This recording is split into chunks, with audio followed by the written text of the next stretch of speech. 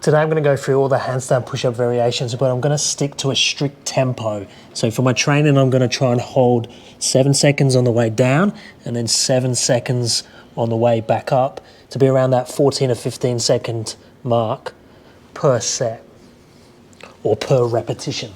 So I'm going to start off with pike push-ups first. So let's go 7 seconds on the way down and 7 seconds on the way back up with like a 1 second pause at the bottom. So the total time will be 15. So I'm going to have a nice high hip, open the shoulders at the top, but pushing away like a down dog position, coming forwards, round in the shoulders. 1, 2, 3, 4, 5, 6, 7. Pause at the bottom for a second. Now notice I'm pushing the elbows in as I'm opening the chest back up. 6, 7, and shoulders back. Slightly harder pike variation, doesn't need any balance, but now with my feet elevated, it's going to put more weight into the hands. So hands are externally rotated, shoulders are fully open, and then the 7 seconds on the way down. Push the cap into the sand if not, it's cheating. Hold for a second. And then open the shoulders at the top. Same again, but doubling the height now. Now flexibility could become an issue at this top position if your hamstrings are a bit tight, so just bend the knees. Same thing though, open the shoulders as much as you can. Let's actually get rid of that cap. Don't want to be cheating with the peak. So fully opening the shoulders at the top, 7 seconds on the way down. Taking the head forwards as the elbows come back in. Lightly kiss, hold for a second, and then 7 seconds on the way back up. Opening the shoulders at the top. Now going for the actual handstand push-up, but against the wall with the toes against the wall. If you don't have the concentric here, you could just do the eccentric. Now with the eccentric, let's try and focus on getting that 15 seconds on the way down. So 1, 2, 3. Notice the shoulders coming forwards. 6, 7, 8, 9. Elbows coming back in. 12, 13, 14, 15, show control at the bottom before coming back out. Now if you do have the concentric as well, it would just be that 7 seconds on the way down. 4, 5, 6, 7, show control for a second at the bottom, and then 1, 4, 5, 6, and 7. Good alignment at the top, so opening the shoulders, body line as one segment. Same but deficit, so I could do the eccentric again, so 15 seconds on the way down. Exactly the same technique, so shoulders are coming forwards, elbows are coming in, just finishing in the shoulder stand position. So once you get down to that bottom position with that 15 seconds, just about there, show control here. Ideally having your toes very, very light on the wall, and then elbow into the midline to make that exit easy. Compared to the one on the floor, it's actually much harder on the floor, even though it's a less range of motion, just because you can hang out in that shoulder stand position and there's more space to get out. And then the same but with the concentric, so 7 seconds with a second hold at the bottom. Now notice with this one, my toes are on the wall, but coming back up, it's really hard to slide on this wall without losing some skin. So I'm actually going to walk the feet up, which is slightly easier as well. I actually probably came up a bit fast there, probably wasn't the 7 seconds on the way back up.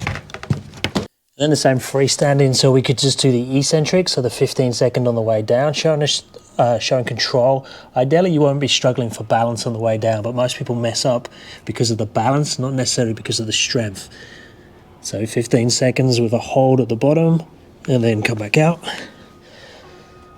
Same but with the concentric, so showing control at the top with open shoulders, shoulders come forwards, hands are externally rotated. Notice the angle, the feet going backwards as the head comes down. And I'm going to hold for 1 second at the bottom and then coming back up. Not too fast.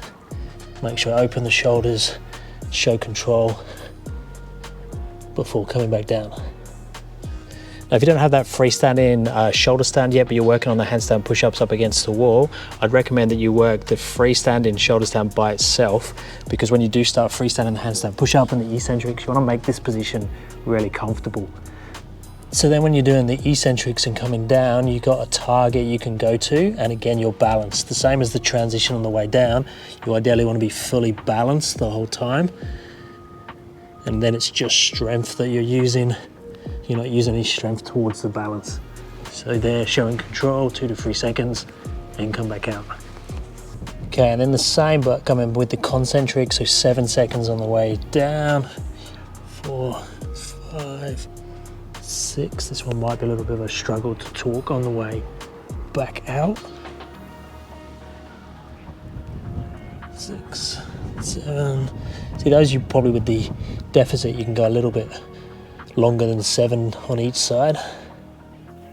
I'm purposely training with different surfaces, using the box, using the wall, using the actual wall, just to show different variations. You don't have to stick to one thing. You could use P-bars as well, yoga blocks, handstand canes, anything basically that elevates you up, as long as you're in a safe environment and you can fall out in a controlled way.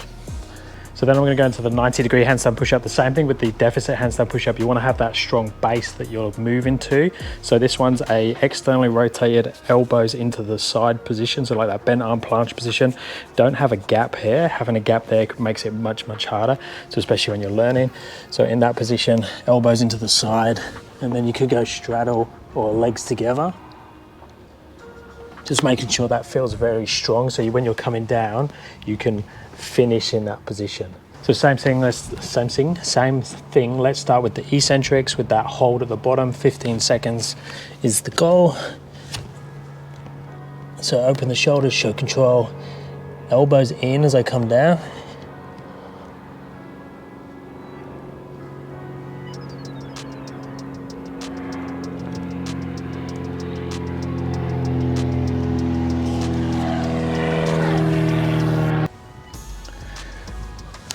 And then the same thing, but adding the concentric in. So I'm going to try and keep the legs together, which is slightly harder than the straddle version. So 7 seconds on the way down.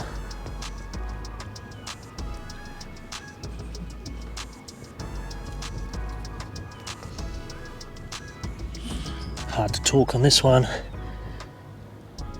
Show control at the top. Now today I've been working with 15 seconds, so 7.5 seconds or 7 seconds with a second pause at the bottom and then coming back up again. But now, because I've gone through all the progressions that I want to do today, I'm going to try and go much slower. So as slow as I can on the 90-degree handstand push-up, but come back up to that full position at the top without losing balance. So let's just see how slow I can go. I want to try and go for around 30 seconds.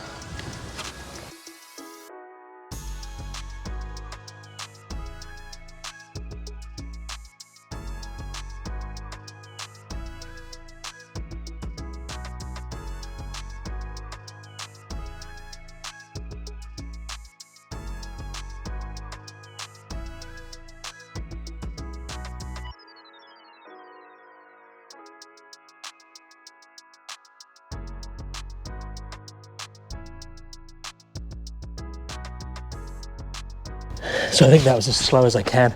The hardest bit is getting the tempo right on the way back up and not flicking and using momentum and speeding up too much on that concentric. Let me know which handstand push-up variations that you're doing. How much time does it take to do one rep as slow as you can of your hardest variation? Will be really interesting to know. Let me know if you have any questions and I'll speak to you next time. Thanks guys.